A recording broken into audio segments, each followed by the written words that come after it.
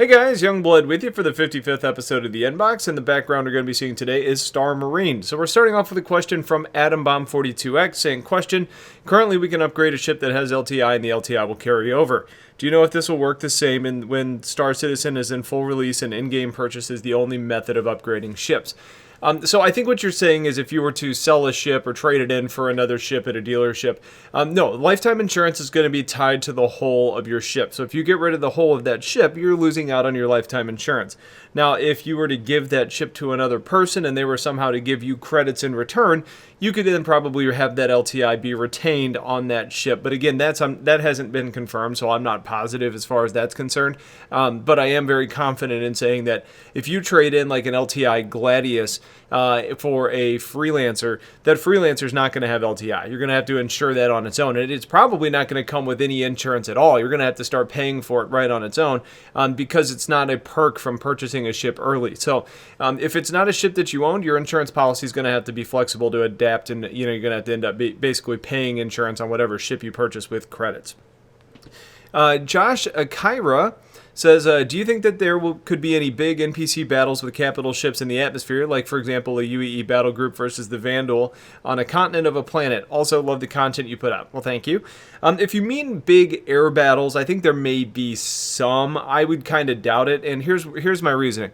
If you've got a big battle group that's stationed on a planet, they're not going to be kind of stationed on the planet itself. They're probably going to be in orbit. But even if they were on the planet, the sensors are going to detect a big battle fleet coming in. So if the Vandal are chilling on a planet and then they see that there's a UEE battle group that's approaching, they're probably going to move out and try and intercept in space. Now, we know there's going to be ground combat that takes place, and ships can fly in atmosphere, so ships like Hornets and Gladiuses and Sabres may be trying to provide ground support or air support for the troops on the ground, but I don't think you're necessarily going to see like an Idris and a Bengal battling a king ship all within the atmosphere. I think it's going to be mostly space battles there. And when you do see ships that are fighting on the ground, it's going to be more of kind of like a one-off or a support type role. So I think, to answer your question, kind of, but I don't think it's necessarily going to be like everybody's in the atmosphere going crazy with capital ships and everything like that. Nookie Monster says, hey STL, I was wondering what ship you'd recommend for CAS, close air support, or combat support role. I like the Redeemer, but I hate the Chen turret on it, so I was thinking about the Vanguard Hoplite instead. I like playing combat support, and I really like dogfighting. In games like Arma and Battlefield, I'm normally the one in the chopper, lifting people where they need to go and raining down death from support, or just to support them. So, with this, the Redeemer is the one that I was kind of picking as I was reading this. The Redeemer is one that I think is going to be very scary to fight. It's got good shields, it's got good weapons on it, and keep in mind the weapons that you see today aren't even the final versions of it. There's going to be more weapons on that ship. So it's going to be flat out scary. So if you're talking about that support type role, then yeah, I think the Redeemer is probably your best bet there. One that I think you could probably consider would be the Retaliator. Now, the problem with the Retaliator today is based on the stats. The weapons that are on the turrets are small. But it does have a lot of turrets. It's got 5 turrets on it, and you can equip a dropship module inside of it. So if the dropping of troops is important to you, then having the ability to cover them with all those turrets would be effective. So if the turrets end up getting bigger weapons, which I personally think they will, then I think that's going to be an interesting ship that could fit that role. Now, it's probably not going to be anywhere near as nimble as a Redeemer should be, but I think it would be a good option. The Vanguard Hoplite, I think, would be okay. It's basically a Warden as far as the way it's kitted out. Based on 2.6, the Warden got a lot more durable. It is a lot harder to kill. You just have the same turret up top, so you can give some additional support. But the thing with the Vanguard is, it's very forward-facing focused. All the weapons are basically forward-facing except for the turret. So you're kind of limited in the areas that you can actually provide support. Ships that have multiple turrets on them, as well as pilot-controlled weapons, are probably going to do better, which is why I like the Redeemer. But, I think technically you could use the Vanguard Hoplite in that situation, but it's probably not going to do as well as a Redeemer would. Spinbot says, do you think that there's going to be any possibility of pirating a Starliner? Example, picking up a bunch of passengers on a planet, and during the trip revealing that you have some Marines on board decked out to hold the passengers hostage for tons of cash. I think that's a possibility once.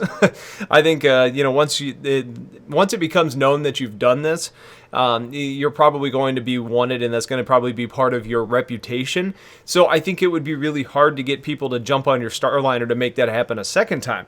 Now, I think where you might end up having make this more effective is if you were to maybe stow away on a Starliner, then kind of reveal your intentions by coming out and holding people hostage, or stealing their money or their goods or whatever it may be. So I think there's different ways that piracy could be really interesting with the Starliner. I don't think you're going to necessarily be able to continue to pull the same racket over and over again and get away with it. I think the reputation system is going to cause NPCs to kind of be a little bit more wary of you.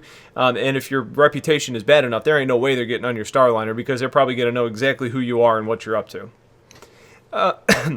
The Real Shadow says, when do you think the Gladiator will get its cargo pod? And since it has slow animation to get in the ship, how will entering it during combat to flee work? P.S. Keep up the good work. We'll try.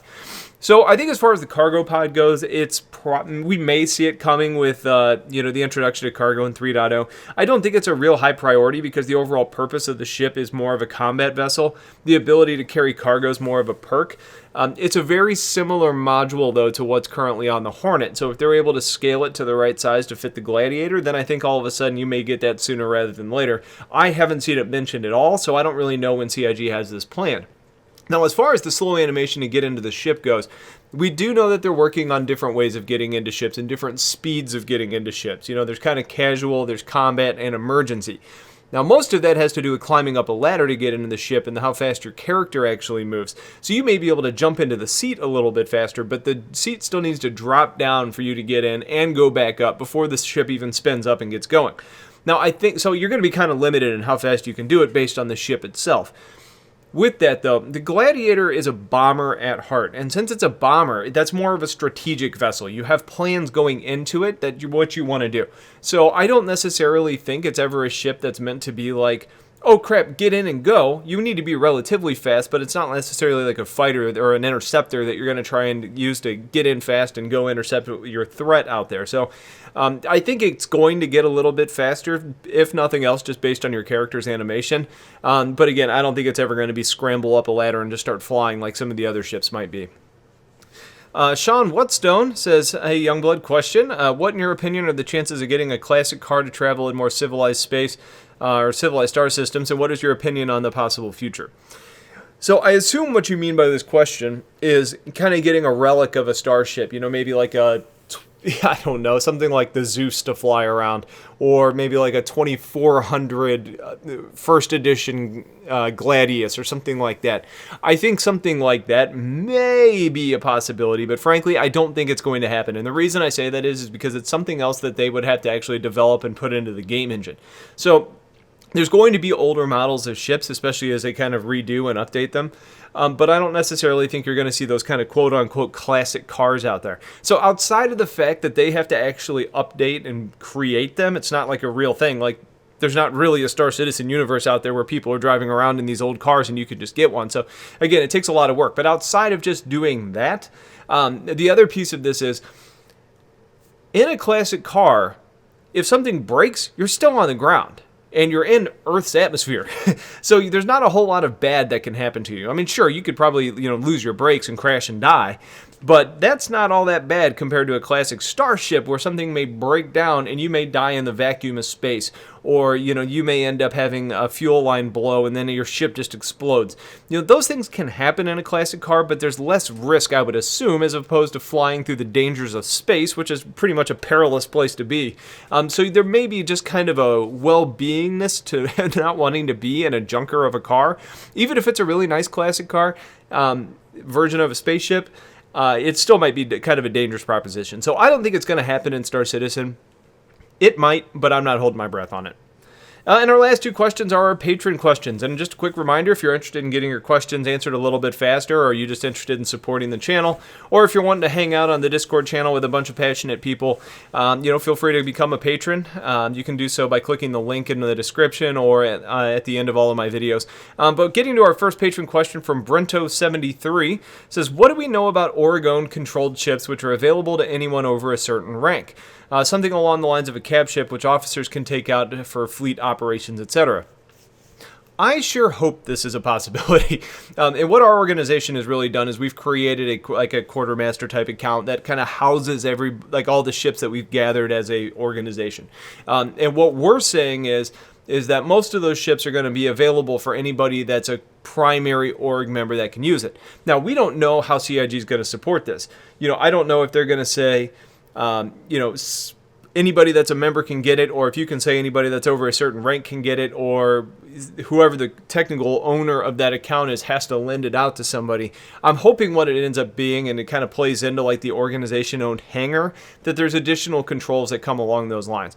I haven't seen a lot talked about this. I don't think anybody has, because I don't think they've gone into a whole lot of detail on what the plans are. But it's something that I think we're all looking forward to happening. And there's different ways you can kind of make it happen.